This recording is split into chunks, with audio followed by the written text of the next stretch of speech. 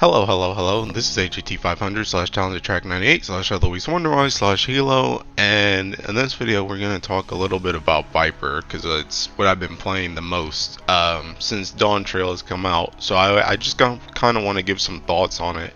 This is also in lieu of the changes that have been announced for it when it comes to, they said positionals and like range on things.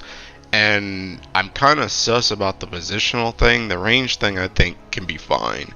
And I do want to talk about some things that can be given range, but we'll get into that in due time.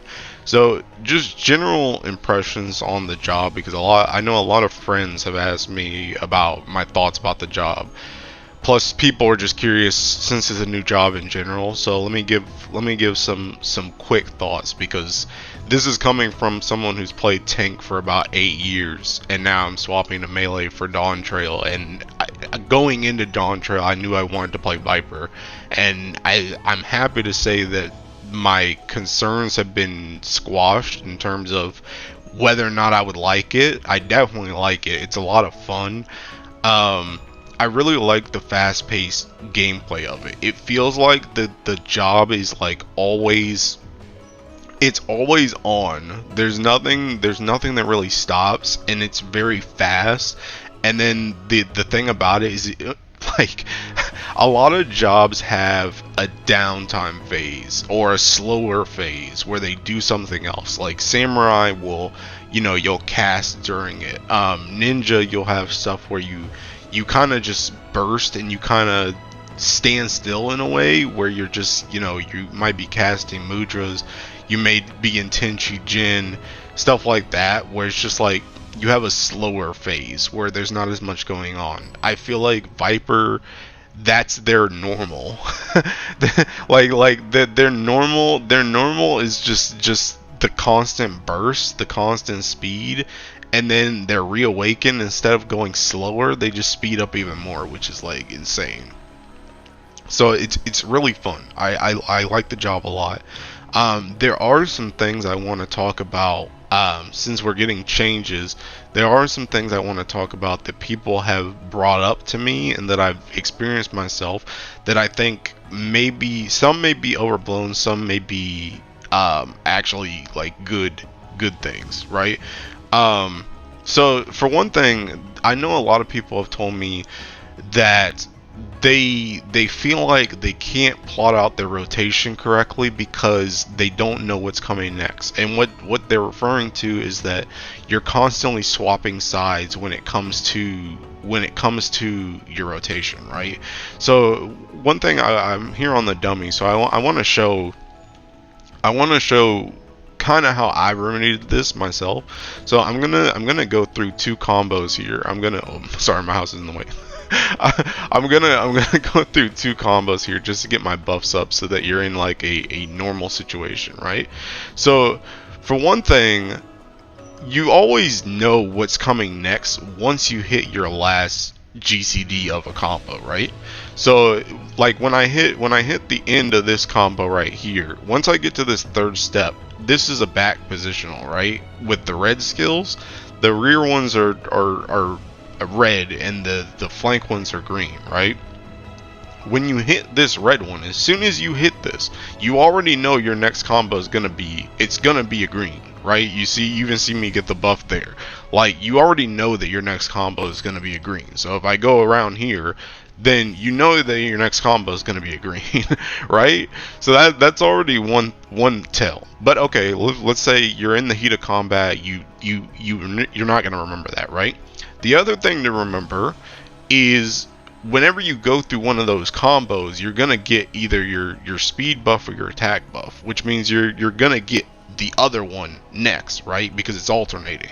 So another thing to keep track of is if you're lower on one of those buffs, you already know that you're going to go into that type of combo next. So right now I still have my attack buff, so it's already going to flash with my speed buff, because that's the whole point of the flash, is to tell you what the next buff is going to be, like whatever the lowest buff is, right?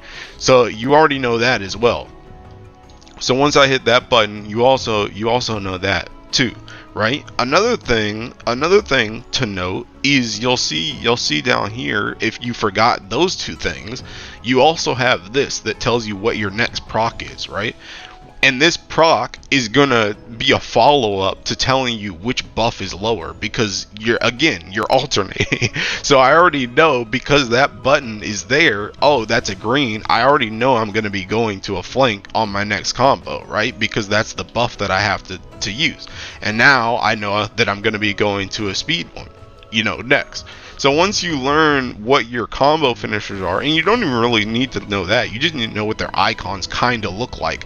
Because again, once you know that red is back, you already know, okay, I'm gonna hit a back here. Once I do this and I get a green, I already know, okay, I have a green one, I'm gonna hit a flank next. Right? So I feel like the thing about it is, some people were saying, okay, they're looking at their hotbars, they're confused about things, but the thing about it is you have like 3 to 4 things telling you what your next move is gonna be as soon as you hit the end of your first combo. Right? You already know what's coming, and that's not even including just you remembering that, hey, I did a flank or a rear before, so I have to do the opposite next, right? So I really don't think that's that big of an issue. I think people just need to give themselves more than, a few days or a few hours on the job to realize what's actually going on, right? So I don't think it's that bad, right? So the next thing I want to talk about is this combo, because this combo being Dreadwinder, right? I forgot this is in Grand Blue, so I can't just point to, well, I guess I can point to stuff. So right, so Dreadwinder, right? So the thing about it is, okay, so actually, before I get too far into that, one thing I want to talk about actually is my hotbar, right? So I've noticed a couple controller players have said they've had issues setting up their hotbars. I think if you follow my setup, now obviously do whatever is comfortable for you, and you can do this kind of thought process in different spaces, right? But I'll show you why I really like my hotbar setup, and I kind of did this by just basing it off of my previous jobs, and then I kind of threw stuff in with how I thought felt best. But let me show you why I think this is really good. So when it comes to Dreadwinder, I always, for all my melees, I've always had the rear positional on this button, and I've always had a flank positional on this button. So this was kind of an easy sell for me, right? But then I specifically put these two here, these two off GCDs here, to make it easier to flow with these, right? Because the thing about it is, at the start I had Twin Fang above and then Twin Blood below, right? But the thing about it is, watch how my stuff lights up, right? When I do this combo, when I do the back positional, I go up and then down, and then right here with the flank one is down and then up, right? So if you notice how those things light up, they light up in a circle. My stuff goes in a circle, right? So when I go flank, it goes in a circle to the left, and then it goes up. When I do the rear, it goes in a circle here and then down, right? So if you set up these 4 buttons kind of in a way like that, it makes it really easy, because you just have to remember, when you press this button, all you need to do is go in a clock formation, right? And then when you press this button, you just go in a clock formation, which is really good. Another thing, and this is the reason why I like this specific hotbar setup, right? And another thing too, I had Dread Fangs originally here, right? Because I was trying to follow my actual gauge up here, but honestly, this thing is the most useless thing ever, because me personally, all my stuff is backwards. Like, all my stuff is backwards. I tried to have Dread Fangs here, but this button right here has historically always been my spammy starter combo button for every single job that I play, right? It's always been that way for me. So I didn't want to put this there because you don't constantly spam this. You use this more because you only use this when you need to reapply the damage up stack, right? So I swapped these. So essentially, and this is backwards too, in the same way. But if you look at it this way, right?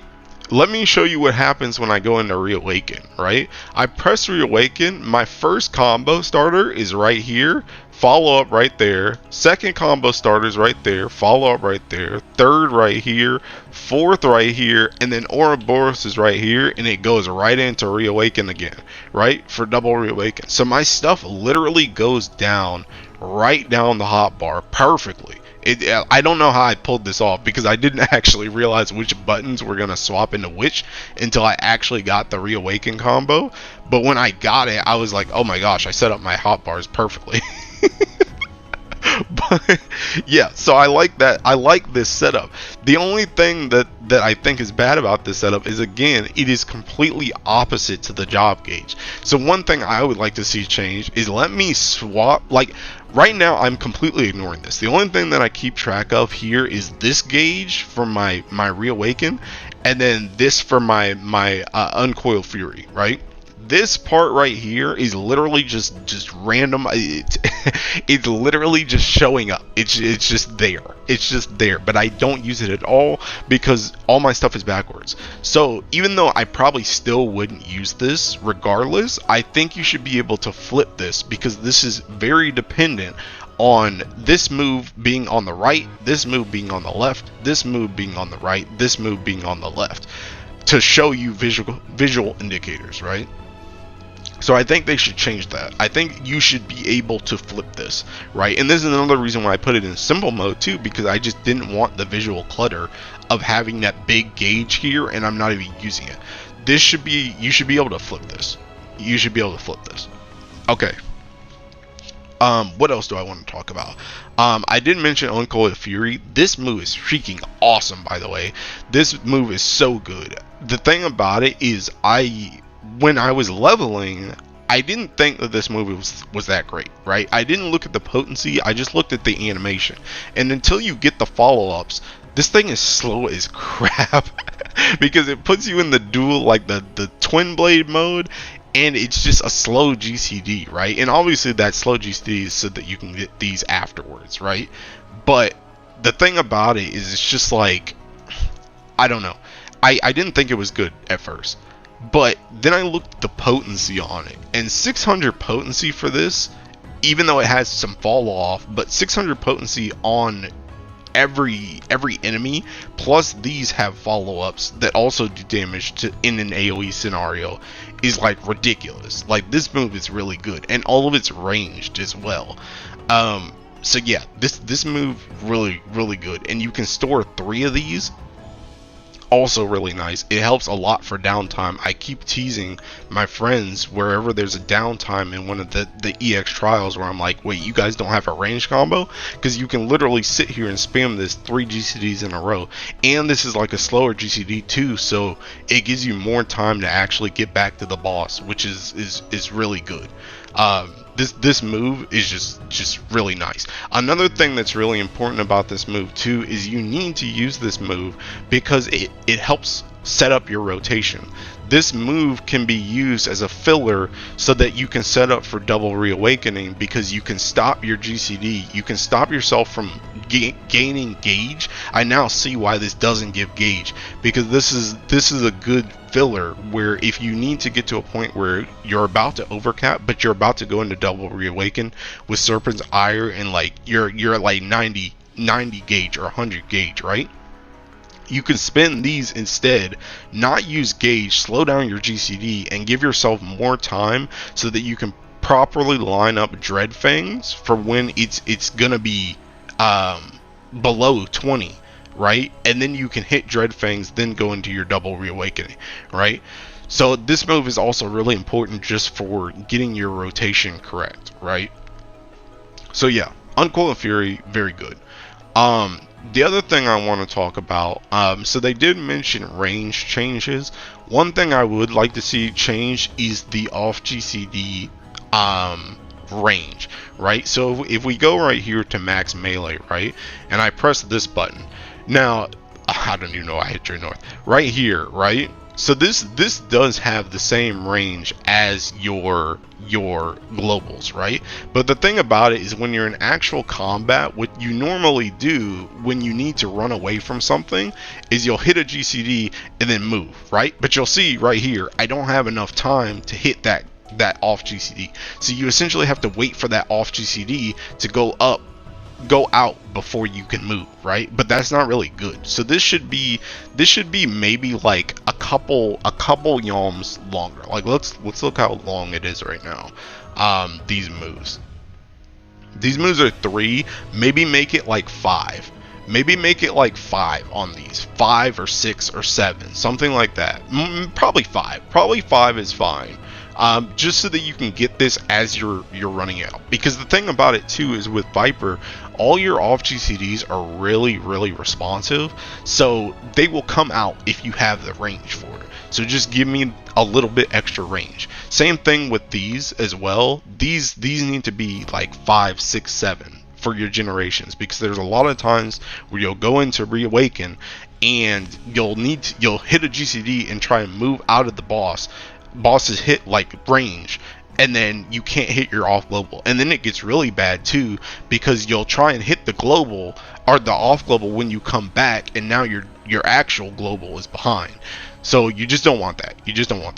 That's not good. I think Death Rattle too, maybe. Yeah, Death Rattle also could be 5, 6, 7, somewhere in that range. Let me think. The other thing that's range wise, now this move right here is the same. These two are the same as like every other melee, right? But honestly, these two moves right here, and on Reaper, this move should all be like maybe 7 yalms, 7 or 8 yalms. Now the reason why is because this move, I don't know what it is about this expansion, but either there's more mobs, or the mobs themselves are just bigger, and it's harder to hit all of them with your Noxus Nash, right? So this should be slightly longer so that you can hit, because there's so many times where I get into packs, I will press this move, I'll press this move literally in the middle of the pack, and then I'll swap targets to one enemy, and it just doesn't have Noxus Nash. It just doesn't. It's just like, what? Why does this one not have Noxus Nash? I don't understand. So yeah, that just needs to be slightly longer. So that, and I just mean it for this start. I don't even mean for the rest of the AoE. Just this part, so that you can get the Noxus Nash on all enemies. That's the only thing I want. Just slightly longer on that. But honestly, I think that's really the only changes I want to see for Viper. Mostly just range. I'm really not a fan of them potentially taking the positionals off of these moves, because I think that they're fine, honestly. I don't know. I think they're fine. So I'm trying to think if there's really anything else about the job that I have issues with, but I really don't. I think the rest is fine. I'm very interested what they're gonna do with the changes with the positionals, because I don't want it to lose positionals. Which is crazy. Because when I went into melee, when I went into thinking about maining melee, I was very concerned about positionals, and when I saw that Viper was gonna have more positionals than any other melee, I was even more concerned. But actually playing the job, I think the thing about Viper is that Viper is so fast that the positionals don't matter as much, because you can get to them and get out way before a lot of other melees. Like, it's legitimately hard to go back and play other melees now, because it's so fast. It's so fast in general. Like, it's so much faster. And the other thing too is I noticed a lot of people comparing this job without Reawakening to Reaper, but I think the big difference between this job and Reaper when it comes to low level is that you have positionals. you have positionals, and you have pretty much once you have these two moves, you literally have two different combos, which also have positionals at the end. So you know, once you have access to these two moves, even at low levels, you have access to these two routes, right? So even if you don't have the off GCDs, you have these two routes to go down, right? But then if you swap to something like Reaper, right? Because I feel like Reaper is the main one that people talk about. If you swap to Reaper at low level literally just has this, right? This is your gameplay at Reaper. There's no positionals. It's literally just 1 2 3 1 2 3 1 2 3, and then once you get enough gauge, you can press this. Because at earlier levels, you don't even have this move. This is only at level 60, right? So you don't even have this move. So literally at lower levels, all you have is this 1 2 3. That's it. So it's just like it's not nearly as engaging. And then you go back to Viper, right? Remember, that was like what, 60 something. You look at these two moves, literally level 1 and level 10. It's the first two moves you get. So literally you have positionals and you have two different combos by level 10. So it's very different. And I'm not saying this is the most engaging thing ever, just going back and forth here, but it's more engaging than just pressing 1 2 3 over and over and over and over and over again, because you at least have two different things to do, right? And you have your pretty much, you have access to all your buffs, right? You have access to the Noxus Nash, and you have access to these, you know, I guess, do you even have the finishers at that level? I guess you do, yeah. So you have the finishers too. So it's just like, I don't know. There's more to this job at low levels than something like Reaper, in my opinion. So I think it's engaging all the way through. It just gets better as you level up. You know, that I cannot deny.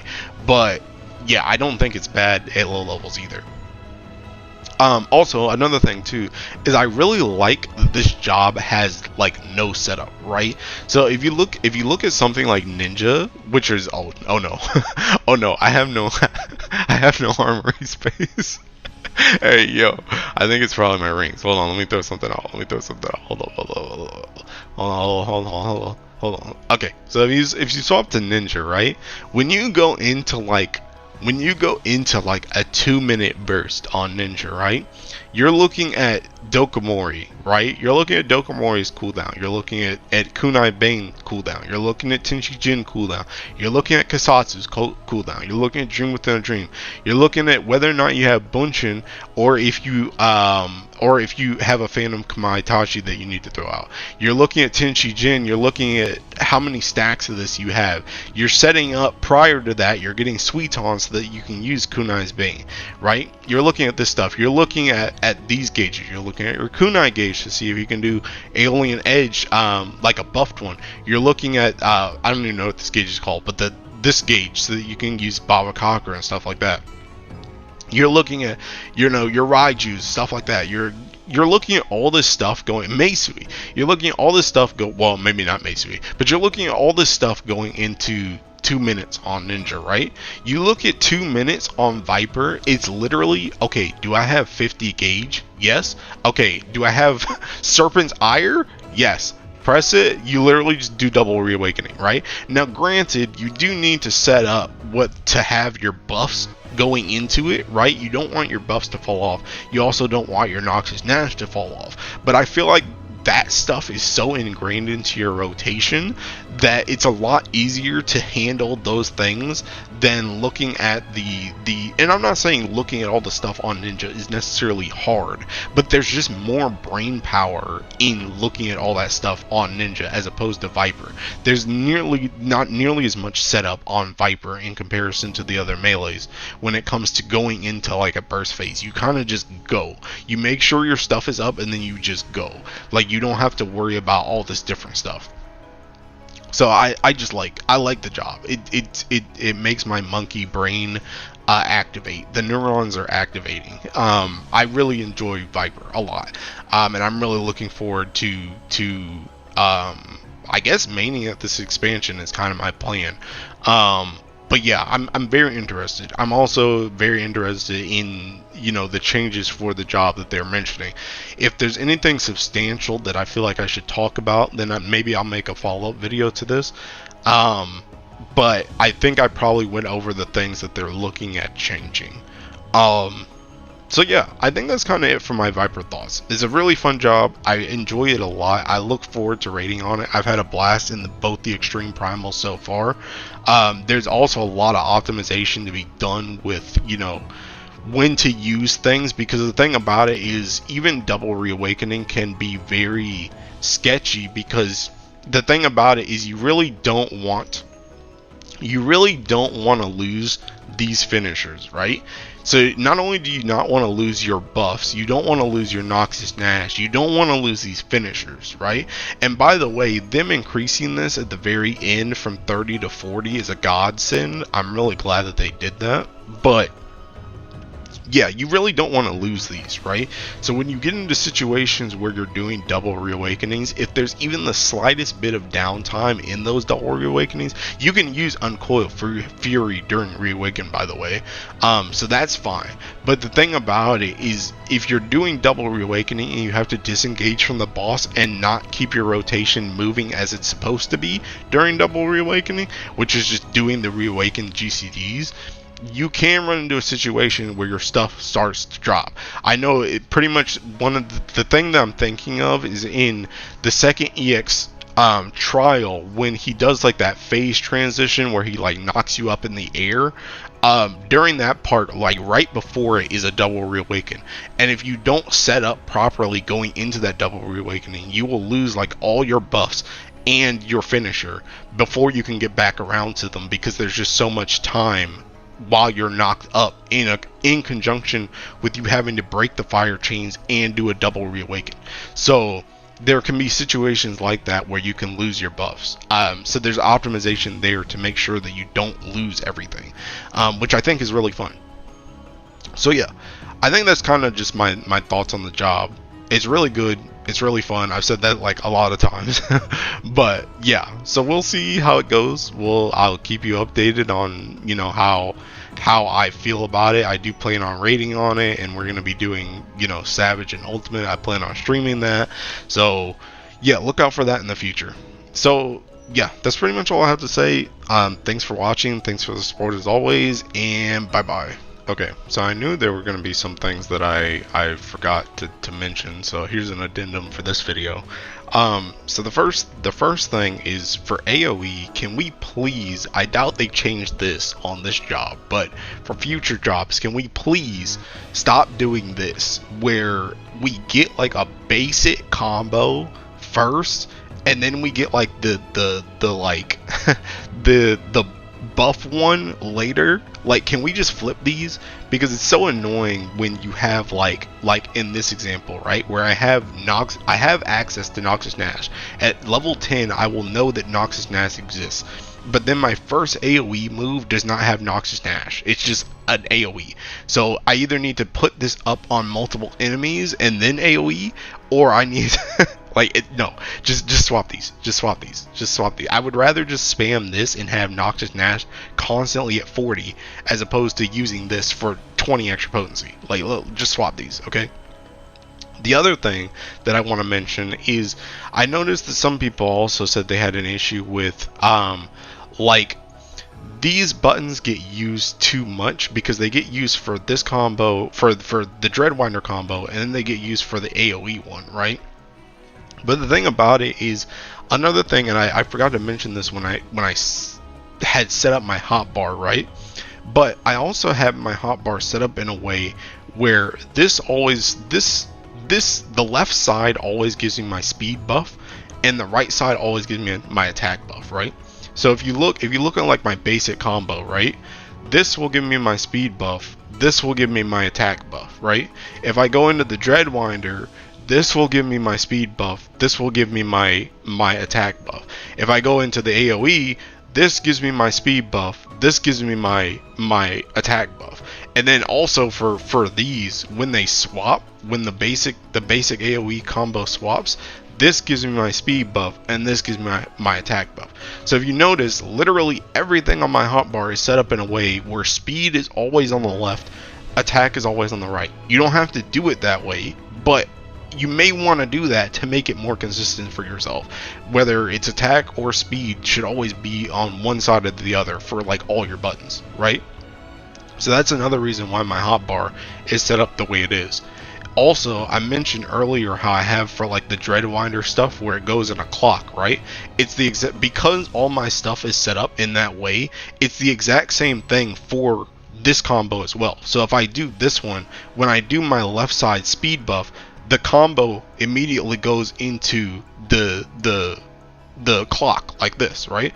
And then if I do this one, it also goes into the clock like this. So everything on my hotbar is consistent in that way, where it's always clockwise, speed is always on the left, and attack is always on the right. Okay, so the last thing I want to mention is for your combos, there's another way to tell as well. It's always, you can tell from the second hit of your combo what the last hit of your combo is going to be. So it doesn't matter if you press Steel Fangs or Dread Fangs, they will always swap to these two buttons, right? They'll always swap to these two. Now you need to realize that these flashes are not telling you specifically what combo to do. They are going to help aid you in doing your combo, but they do not force you to do that combo, right? If you look at these two potencies, they're the exact same potency, so it doesn't matter which one of these you press at any given time, right? But if you press this and then you go into this combo, right? If we ignore all the other tips that I mentioned before about keeping track of your combo, when you get here, this Hunter Sting is gonna glow, but it's only glowing because I don't have an attack buff, and this one is technically higher. So that's what this glow is going to tell you. But the thing about it is these moves will always go into their rear flank positionals. So Swift Skin will always go into the red skills, and Hunter Sting will always go into the green. So even right now, even though it's telling me to go into Hunter, if I press the red one regardless, right? Or hold on, I think I need to do. Oh, I think I had some stutter. I had some lag. Okay, so we'll go through here again, right? So I'll do it the opposite way. So if I hit Hunter now because I have an attack buff, right? If I hit Hunter, even though it's telling me to do Swift Skin, it will still go into the green regardless. It won't go into the red. It will go into the green regardless. Those two buttons always go into those two positional buttons on each side, right? So it doesn't really matter which one you press. So the thing about it is, once you get to this point, you already know once you press one of these buttons that if you're gonna press this button, you already know it's gonna go into a rear by default, right? And then once you get to that last combo, that's when you can look at like this flash, and by that time you've had 3 GCDs at least worth of time to see, okay, I'm coming up on a flank positional. Right? And if you're actually following the buttons, if you're following the buttons as intended, once you get to this point and you see, okay, this one is flashing, this is the one I should press, you already know that you're gonna go into a rear, right? So you only have to guess between these two if you weren't looking at which proc you were actually gonna get, and then you just hit the flashy button, right? So I don't know, I don't feel like that is too bad if you just if you give yourself some time on the job. That's really what it is. Give yourself some time on the job, and it'll be a lot easier to manage going through your combos. It's not that bad. Okay, but I think that's it for my addendum. I listened to what I talked about before, and those were some notes I had. So yeah, I think that's really it. So thanks for watching, and bye bye.